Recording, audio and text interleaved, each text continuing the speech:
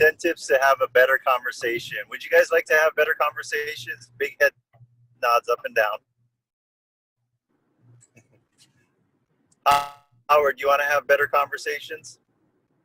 Only verbally, because I can't hear you. You got to let me build the mic. There you go.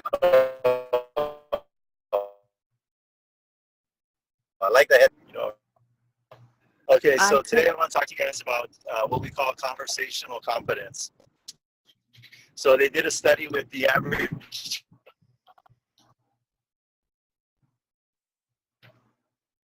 teenagers that the teenagers send every day. Adrian. 100.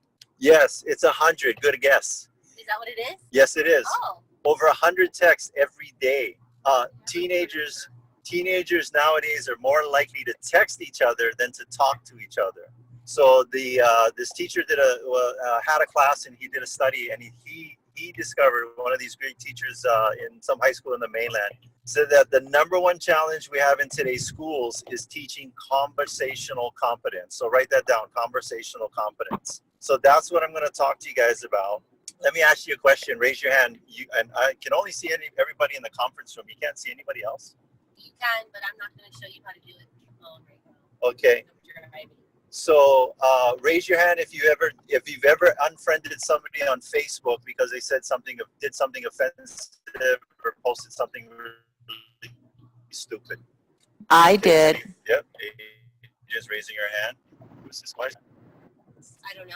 Okay. Someone's trying to call you. Anyway, can you guys still hear me? Yes. Yes. Yep. Okay, I got a totally blank screen. Can you guys hear me? Yes. Yes. Still here. Yes. I got like a, I think it's from my phone. We can hear you. I'm back. Looks like I'm back. Oh wait, I see Michael. What's up, Michael? All right, so by swiping, okay. So, is there anybody that you avoid having conversations with? Raise your hand. There we go. Now I got everybody. Yeah. So, who here doesn't want to be one of those people that gets unfriended and/or that people avoid having conversations with? So, I'm going to teach you guys what we call conversational competence. I'm going to give you a quote, and we're going to start off with a quote with today's lesson, and it's from Buddha, and I'm paraphrasing. When your mouth is open, you are not learning. And I'll repeat that. When your mouth is open, you're not learning. Okay? So, and then all those methods that we learn about how to show that we're paying attention. One of them is make eye contact. What's another one, Adrian? Take notes. Taking notes. Mom in the back. What's another one? Showing that. Your head when you're in agreement. Yes. Acknowledge them. So, making eye contact, taking notes, nodding your head in agreement, repeating the question. Guess what? Those are all crap. And that's what the speaker said that I learned all of this conversations from. Because here's the point that she was making, and she's a professional interviewer. If you are in fact paying attention, you don't need to show that you're paying attention. Does that make sense? Okay. All right. So the conversations that I want to teach you on how to have nowadays, you guys have already had these conversations. You know the conversations I'm talking about. You come away from these conversations feeling a sense of connection, feeling engaged, feeling inspired, and more importantly, feeling perfectly understood. Have you all had one or two of those conversations in your life? Yes or no? Big head nod. Yes. Okay, so I'm going to teach you guys the 10 basic rules to have these better conversations, more engaged, inspired, feeling connected type of conversations. But to be honest with you, if you just take one of these and master it, you will already begin to have better conversations with people. Okay, here we go. Number one, don't multitask. Write that down. Don't multitask. And what I mean, and what she went to talk about, this speaker that I heard this give these 10 basic tips on, she says it's more than just putting your phone down, closing up your laptop, or putting your iPad away.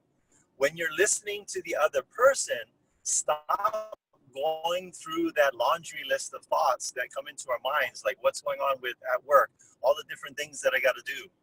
So that's what she means by what we mean by not multitasking, is more so than just turning off the technology, but turn your brain on and pay attention. What she says is either you're going to be in the conversation or not be in the conversation, but don't be half in it. If you want to get it out of the conversation, get out of the conversation. Number 2, write this one down. Don't pontificate. Don't pontificate. And pontification means like having a really super strong opinion. She quotes a therapist that says, true listening means setting aside oneself, and that when you're truly listening, are you listening to reply or are you listening to understand? Okay. Bill Nye said this. You guys know Bill Nye, the science guy? Remember him? I don't know if some of your kids or he's on Netflix now. Even adults are watching him once in a while. He says this: there is something to be learned from everyone. There is something to be learned from everyone. And I forgot who this other quote was from, but everyone is an expert in something. Would you guys agree? Big head nods. Everyone is an expert in something. So go into a conversation with an understanding that there's a possibility, not a possibility, that you'll always learn something if you're truly in the conversation. Number 3, ask open-ended questions. I know we've talked about this before. The more complicated your question is, the more simple your answers are going to be. So make your questions open-ended and be careful of the words that you use in your questions. When you use strong words like, hey, your last interaction with that realtor that was incompetent, did that make you angry? What are they going to say? They're going to lock onto the strong word in that sentence. What are they going to say? Yes. Yes, it made me angry. Yes. And that's not having an open-ended conversation. Instead, say things like, I understand that last interaction with your realtor wasn't enjoyable for you. Can you tell me more about what that was like for you? What did you not enjoy? And then they're going to be open-ended and open up, and you're going to have a better conversation. Number 4, go with the flow. Write that one down. Go with the flow. And what we mean by that is as we're listening to someone, we have a lot of thoughts coming into our minds of like, oh, you know what, based on what they said, this would be a great question and I should ask them this.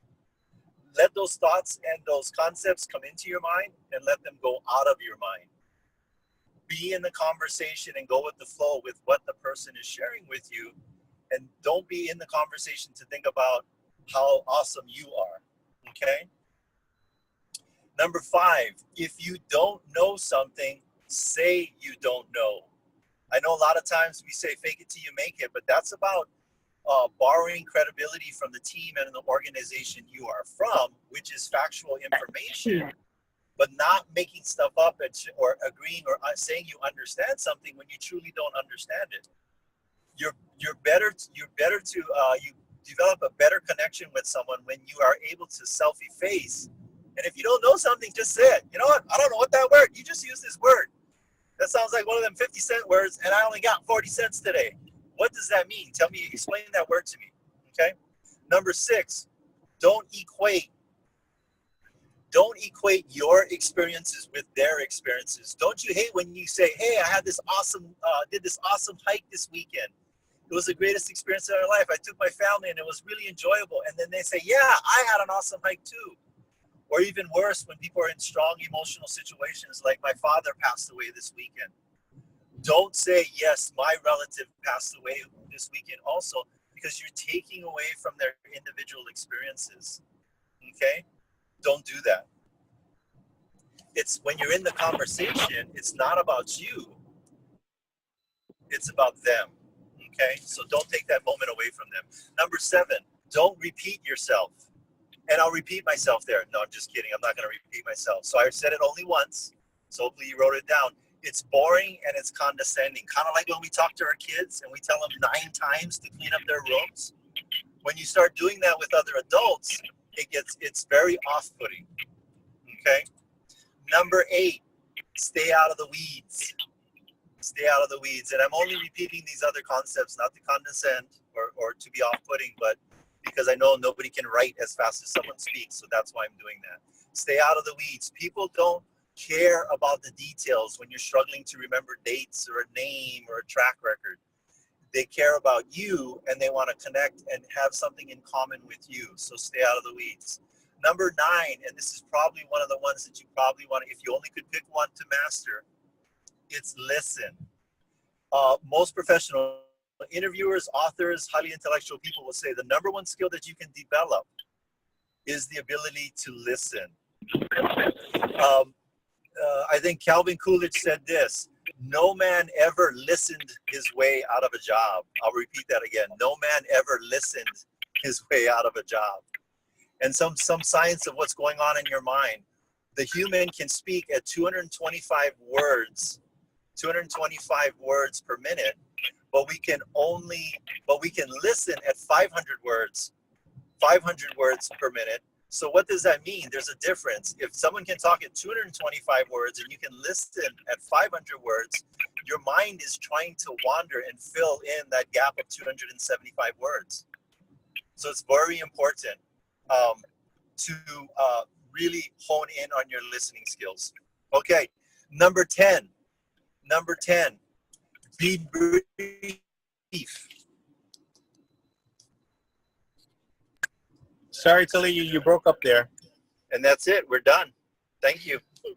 Sorry, can you repeat number 10, Otilio? Number 10 is be brief. Be brief. Number 10 is be brief. And I just hung up.